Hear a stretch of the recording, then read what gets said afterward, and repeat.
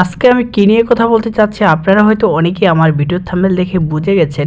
Islamic ব্যাংকে যারা টাকা রেখেছে, যারা সেভিংস অ্যাকাউন্ট করেছে বা এফডিআর করেছে, তাদের অনেকেরই ব্যালেন্স কম দেখা যাচ্ছে। কিন্তু আপনার ব্যালেন্স ঠিক আছে কি না আপনি কিভাবে দেখবেন? আপনার হাতে থাকা ফোন দিয়ে কিন্তু আপনি দেখতে পারবেন যে আপনার ইসলামিক ব্যাংকে টাকা ঠিক আছে কি না। এখান থেকে কিন্তু আপনি এক মাসের স্টেটমেন্ট দেখতে পারবেন যে এক মাসের মধ্যে আপনার ব্যাংক থেকে কোনো টাকা কাটা হয়েছে কিনা, টু জেড কিন্তু আপনি তথ্য দেখে নিতে পারবেন। তো কিভাবে দেখবেন আজকে সম্পূর্ণ বিষয়ে আলোচনা করব। আজকের এই ভিডিওটি শুরু করার আগে আপনার কাছে আমার ছোট্ট একটি অনুরোধ, আপনি যদি আমার চ্যানেলে নতুন হয়ে থাকুন চ্যানেলটি সাবস্ক্রাইব করে রাখুন নতুন নতুন আপডেটগুলো পাওয়ার জন্য। তো বন্ধুরা চলুন কথা না বাড়িয়ে আজকের এই ভিডিওটি আমরা দেখে আসি আমাদের মোবাইল স্ক্রিনে। তো বন্ধুরা দেখুন, এর জন্য আপনাকে যে কাজটি করতে হবে, আপনি যদি ইসলামিক ব্যাংকের আপনার ব্যালেন্স কিংবা স্টেটমেন্ট দেখতে চান, তাহলে আপনাকে যে কাজটি করতে হবে, আপনার ফোনের যে কোনো একটি ব্রাউজার সিলেক্ট করে নিতে হবে। আমি আমার ফোনের যে গুগল ব্রাউজারটি আছে আমি এটি সিলেক্ট করে নিলাম। তো এখান থেকে আপনাকে ইসলামিক ব্যাংক হেল্প লিখে সার্চ করতে হবে। এরকম একটি ওয়েবসাইট পেয়ে যাবেন, হেল্প পোস্টাল। তো এখানে আপনাকে টাচ করতে হবে। তো এখানে কিন্তু অনেক গুরুত্বপূর্ণ।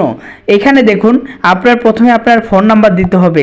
তারপর আপনার যদি পাসওয়ার্ড থাকে আপনি সেই পাসওয়ার্ডটা দিয়ে এখানে কিন্তু সাইন আপ করতে পারবেন। আপনি যদি একবারে নতুন হয়ে থাকেন তাহলে আপনাকে যে কাজটি করতে হবে, ব্যাংকে অ্যাকাউন্ট করার সময় আপনি যেই নাম্বারটি দিয়েছিলেন সেই নাম্বারটি এইখানে বসিয়ে দিবেন। তারপর আপনাকে একটা পাসওয়ার্ড সিলেক্ট করে নিতে হবে। তারপরে এই ক্যাপচারটি আপনাকে এখানে লিখতে হবে। এখানে কিন্তু এক এক সময় এক এক ক্যাপচার আসবে, বড় হাতের ছোট হাতের যেরকম করে লেখা থাকবে ঠিক এরকম করে এখানে লিখতে হবে।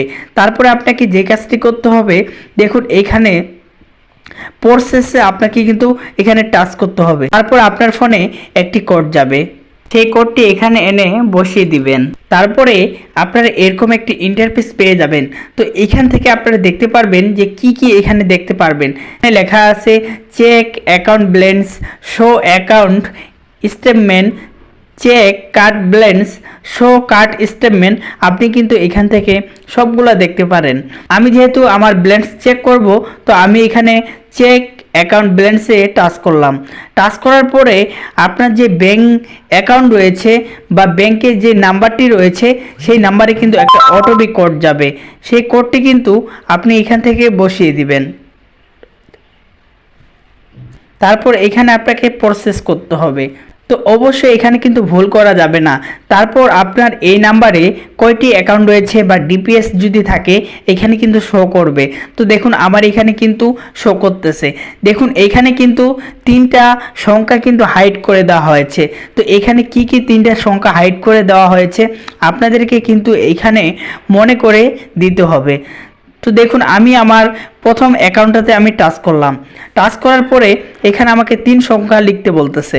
তো আমি এখানে আমার 3 সংখ্যা যেটা ক্রস করা আছে আমি সেটা লিখে দেব। এক্স করার পরে কিন্তু আপনি দেখতে পারবেন এরকম করে আপনার ব্যালেন্স।